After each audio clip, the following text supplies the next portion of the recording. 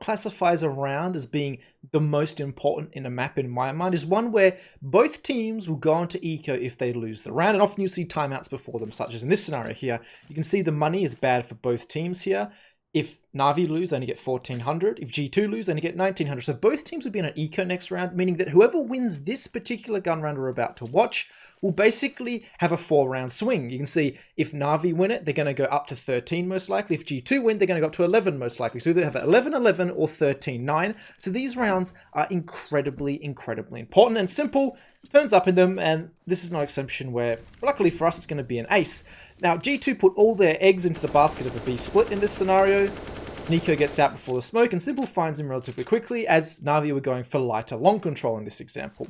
Now, I want you to focus on the utility from G2. They put all of their eggs in this basket of this B split, and as soon as NiKo got caught off guard and got killed in the back, then, well, they were done and dusted. They have no utility left for the rest of the round here. And this is going to set up Simple getting his ace, which I'm sure you've already seen, is whenever anyone plays from this position, whether it's Simple with his AWP, no matter who it is, you're normally going to face some kind of smokes coming out, flashes popping above the ramp, so that you can't just face everyone and knock them all down with an AWP. Simple only has an AK in this scenario here, but you can see that with no utility to stop him, he's able to do which he does best, which is have the best aim in the server and take out anyone trying to fight him, and that's exactly what he does. Normally to have an AWP in that position. This time he has an AK, and enough is enough. And from there, I'm just going to fast forward it.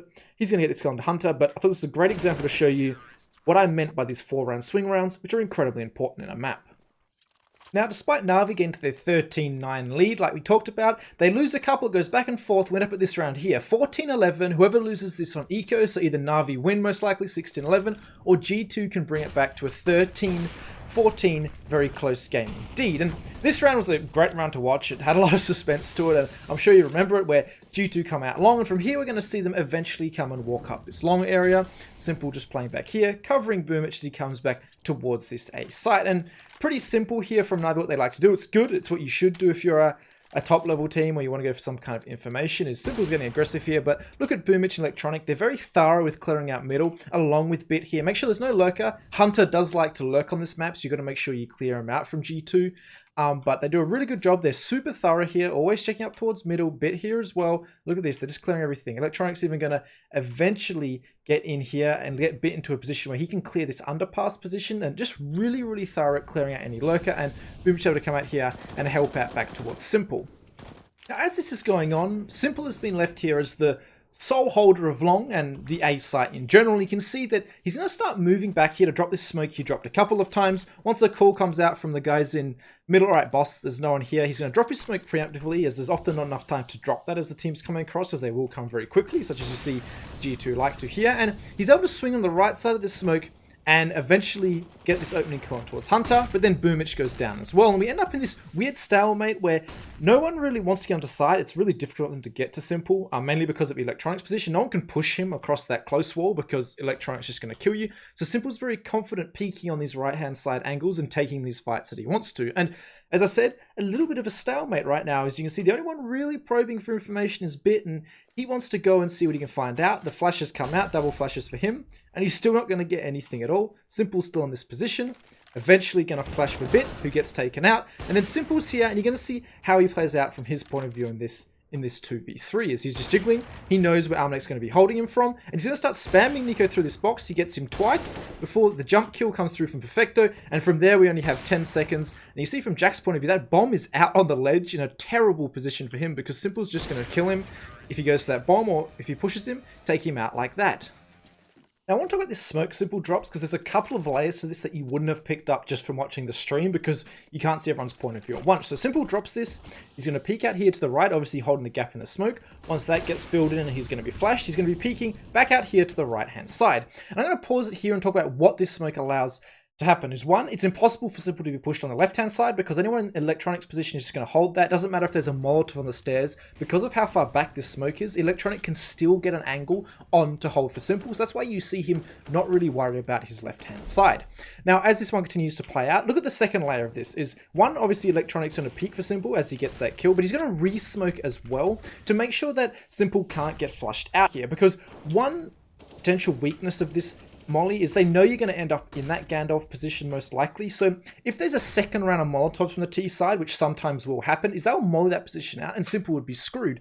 But they make sure, Na'Vi, that Electronic holds his smoke when they come out long. This is a protocol for them, is we lose long, we're going to play like this. Electronic, head onto your smoke, mate. You're going to have the second round of smoke for Simple to make sure that the weakness of this play can't be exploited, because we're going to have another smoke. And if they have a third on a Molotov, good luck to them, but that's really never going to happen if you're on the T side. So that's how they make sure Simple stays alive, their best player stays alive and gets tucked in towards Gandalf, and that's where the rest of the play plays out. Simple's being kept alive, so they activate their best player, and he's able to do what he does best, which is grab these kills, finishing the round off.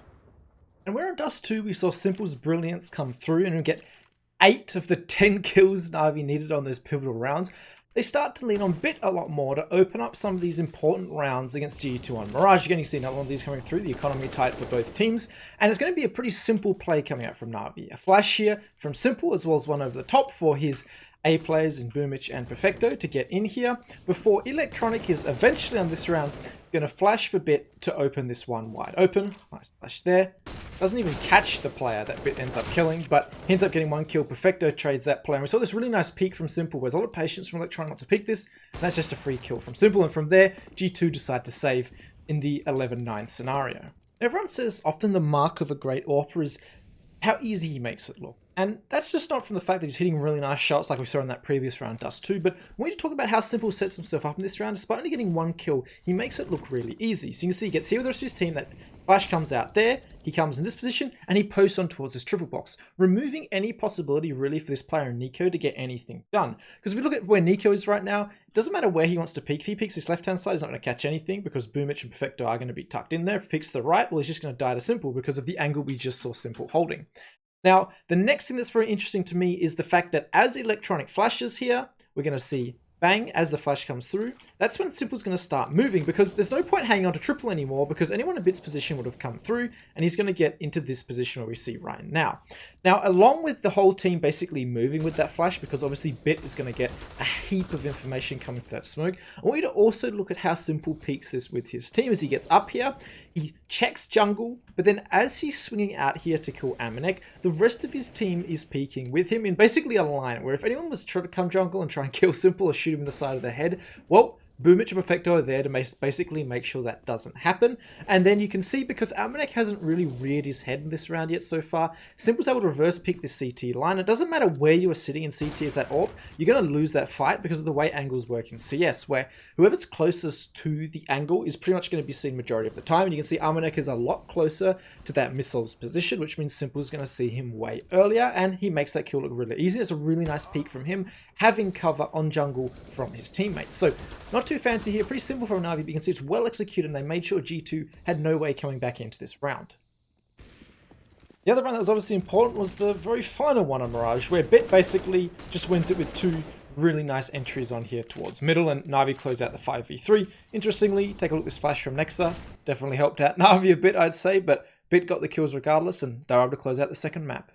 Now on to Nuke, we're going to find ourselves in this pivotal round 19, where if Na'Vi lose it, they're going to be down 12-8. It's going to start off with Bit smoking up the door. Bit is the ramp player. Now, Simple Molotov ramp to make sure no one rushed here as he made his way down to lower, and Electronic has found himself back garage. So notice that with Simple and Electronic's position, there's no one quickly able to rotate towards this top site. But look at this. Simple is going to come back here from his lower position with his smoke and re-smoke door, meaning that the upper players in Perfecto and Boomich still have their smokes despite having no quick rotation from either their AWPer or Electronic.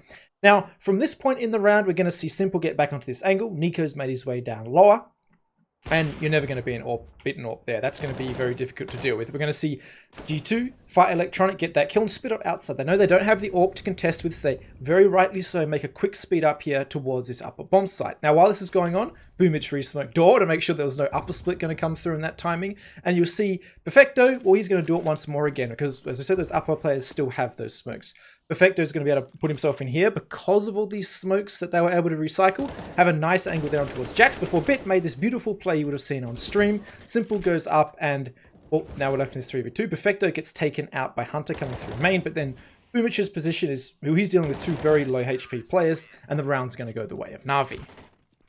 The tactic of smoking off door when there's no rotators nearby, I think is pretty basic, and you guys should understand that. But I want to talk about another little detail in this round, which is Bit's performance, which is pretty much perfect throughout this one. Notice how right here, Simple's going to get this particular kill, as you guys already saw. Then we're going to go Electronics point of view. And look, as Electronics starts to take these fights, Bit's going to molly off ramp and quickly start to leave here to help out the teammate in Electronic despite him going down. Also notice that Molotov allows time for Simple to come through and pick up ramp, anyone lurking through there, before Bit makes his play. And basically, if a team is going up heaven, you can often hear them and see that shadow right there on the ground we just saw from Bit's point of view. And on the timing of the shadow, he's able to walk back around here and get those kills and catch them in the perfect timing. You can look stupid doing this if someone's there waiting for you, but that's not the case here. Bit hits the timing perfectly, a beautiful play by him. And from there, as we saw, the round was pretty much over. Boomich just tucked in here, and they knew no one was coming from door pretty much the entire round, which allowed that early angle from Perfecto to be played. So after losing that force we just looked at from G2, they're going to come into round 22 looking again to potentially break Na'Vi, and it's going to be a little bit of their own demise. First off, NiKo misses this smoke, which means that as he tries to make his way through outside here, we're going to get a free kill onto the man we've been talking a lot about, onto Simple, where he simply doesn't have to do anything at all. No magic from him. All he does is hold the missed smoke from NiKo, and it costs NiKo himself. And from that point of view, obviously, man advantage on Nuke is massive. I think it's one of the maps where if you lose a player on one of the other sides, it becomes very difficult to work with. Electronic's going to think that potentially he's been pressured after Simple doesn't see anything. They caught one player going down. He's going to Molotov and start to use his util set before here. And again, we're going to see very crisp and very nice rotations from Na'Vi. Now, that smoke there misses from Electronic. I think Hunter tries to abuse it, loses the fight. And from that point of view, we're going to see Boomich rotate down here from here. Simple's got anyone potentially trying to come back up Secret. So anyone there, such as Jax in this scenario, you can see how he's very trapped. He can't really go anywhere. And obviously Bit has still got this area, or Perfecto's come to help outside, and Bit still has his ramp position. And look what happens here is they completely leave upper, but then Simple comes back, uses his smoke off door, and Perfecto moves back into sight. During this time, Electronic and Boomich are getting information towards lower, so they can then rotate off and get up here. Now, Perfecto is actually going to get contact. The players got out here. Well, actually, Boomich gets contact before Perfecto, but then Perfecto gets killed here. Simple's in a great position to hit these shots, and he plays very, very well from this position. Simple. He is very difficult to deal with. You see, again, he's trying to deal with Jax, trying to look for that player there. And again, he's just buying time, letting Bit flank here and here before coming into the fight to Nexa. But even if he potentially lost that, Bit was in a great position to make this round work for Na'Vi. And from there, well, Jax just has to save. And that was pretty much the story of G2's T-side Nuke, because every time they had a chance to break the CT economy, they didn't. And Na'Vi's CT is too good that if you don't take those opportunities, you're not going to win the game. So another option here where they just make their way out upper G2. Great hold from Boomich. Anyone coming through the smoke's not going to win that fight. All the players are here. Simple chiming in. Perfecto getting his kill. They're all here to swarm in and stop this upper hit from G2. But not a crazy amount to break down here. So make sure to like and subscribe if you enjoy this kind of content. And I'll see you in the next one.